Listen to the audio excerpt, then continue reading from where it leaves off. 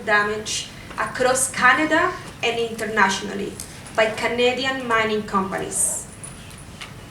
In our work accompanying and supporting communities all the way from Argentina to Mexico and the Caribbean, we've documented cases of systematic toxic spills, tailings dam collapses, which have destroyed life and contaminated vital drinking water for thousands of people.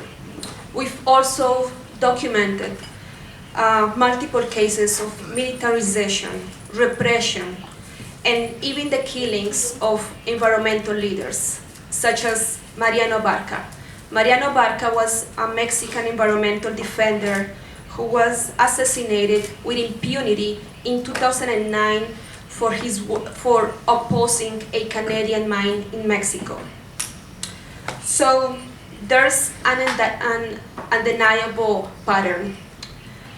Canadian mining companies violate human rights and cause environmental harm in a systematic way. Today, I'll be speaking about our work specifically in Ecuador, where we accompany and support 4 different communities affected by Canadian mining companies. Thank you, Ms. Herrera. Can you please go ahead and present your case? Yes. At the end of January 2025, Canada and Ecuador concluded their negotiations for Canada-Ecuador Free Trade Agreement, which had been launched in April 2024. There were 6 rounds of negotiations here in Canada and Ecuador without the participation of mining-affected communities. It is expected that this free trade agreement will be signed, ratified in the following months. It hasn't been signed, and this is very important because it means that we can still challenge it.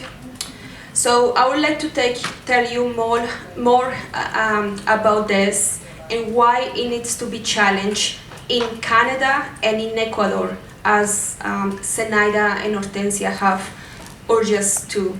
And also I would like to tell you why we need to be talking about this. Canada said right from the beginning, when it announced that it was engaging in exploratory talks for a trade agreement with Ecuador, that this was an inclusive trade agreement that would respect democracy, human rights, indigenous rights, and the environment. However, this free trade agreement is moving forward as 6 environmental defenders from Las Naves in the central highlands of Ecuador have been sentenced to 3 years in prison for peacefully resisting Canadian Curipamba El Domo mining project, owned by Silver Corp Metals and Salazar Resources, as Zenaida has previously told us. Also, while Canada has been telling us that this is an inclusive trade agreement, mining affected communities, frontline communities, defending their water, their territories, their highland wetlands, the Paramos, the Amazon, have been ignored time and time again. Thank you. And why is this a violation of the rights of nature? So, a central focus of this free trade agreement is the support for foreign investment in mining. Given the often violent imposition of mining development in Ecuador, it can be anticipated that this free trade agreement will exacerbate socio-environmental conflicts, human rights violations, the militarization of territories, and threats and intimidation against indigenous and environmental defenders who speak out against Canadian mining.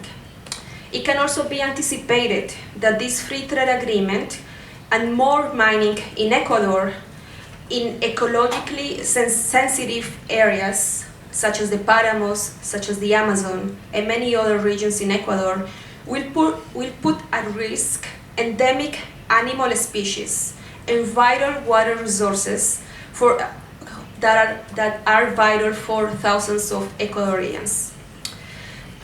In the meantime, Canada still has no meaningful mechanism to prevent or provide redress for such abuses.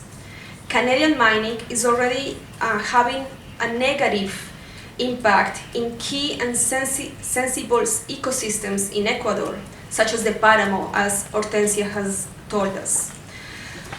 Canadian mining has also already caused water contamination in the Ecuadorian Amazon, an ecosystem that plays a significant role regulating our global climate. Silvercorp Metals, Salazar Resources, and Atticom Mining's copper gold mining projects in the provinces of Bolívar and Cotopaxi are putting at risk key agricultural land and watersheds, while at the same time promoting these copper projects as necessary to fight against climate change. Another major concern is the inclusion of investor-state dispute settlement, better known as ISDS, in the trade deal, a mechanism commonly used by Canadian mining companies to sue countries in private supranational tribunals. For example, when countries decide to pass legislation or deny mining permits. Last year, Ecuadorians voted overwhelmingly in a popular referendum against ISDS. Also, multiple United Nations bodies and experts have recommended ISDS in a national arbitration not to be included in new trade agreements and be removed from existing ones, warning that the mere threat of a lawsuit for ISDS would lead to a regulatory chill, preventing states from implementing necessary environmental policies. Former United Nations Special Rapporteur David Boyd was clear about this. He said in a recent report that investor-state dispute settlement represents a daunting obstacle to climate and environmental action to prevent planetary catastrophe. Yet, and despite of all of this, despite the fact that the Ecuadorian Constitution prohibits ISDS, and despite the fact that ISDS represents a threat to the environment, Canada has pushed to include it in the final trade agreement with Ecuador. This tribunal is happening ahead of the annual Prospectors and Developers Association of Canada PDAC annual conference, bringing tens of thousands of people from the mining industry and government representatives to promote mining, including Ecuador Day, a space for the future of mining, which is happening on Monday. So it's very clear that both Canada and Ecuador want more mining in the country, and it's clear that the mining industry is driving this agenda. Thank you. And what are you asking for from the judges? Thank you. So, as the Canadian government and its Ecuadorian counterpart move to ratify this trade agreement, we ask the Tribunal to call upon the Canadian Parliament and the Ecuadorian Constitutional Court not to approve this trade agreement. And specifically, as Zenaida said, and I would like to echo that ask, to specifically ask the Canadian Parliament and the Ecuadorian Constitutional Court not to include ISDS in the final agreement, because it violates the Ecuadorian Constitution and could exacerbate human rights violations, indigenous rights violations, and environmental harm. We would also like to ask the Tribunal to ratify that no free trade agreement should be ratified without indigenous people's consent. we will also like to ask you, the judges of the tribunal, to call upon the Canadian and Ecuadorian governments for ignoring their obligations towards indigenous nations and peoples. In the case of Canada, for ignoring UNDRIP, the United Nations Declarations on the Rights of Indigenous Peoples. And in the Ecuadorian case, for ignoring their own rights of nature that are included in their constitution. In the context of climate crisis, we urge the tribunal to defend and promote indigenous people's rights to free, prior, and informed consent to extractive projects, and to uphold the rights of local campesino communities who say no in popular referendums, who say no to mining. In Ecuador, but also in other countries, such as Colombia, such as Chile, such as Argentina.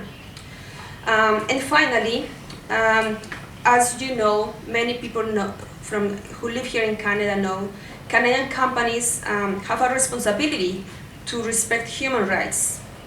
However, we only have voluntary mechanisms. We don't have binding rules in Canada to compel mining companies to respect human rights. And so, as we've heard today from communities all the way from Argentina, Chile, Ecuador, Brazil, Canadian mining companies systematically violate human rights and cause environmental harm with gross impunity.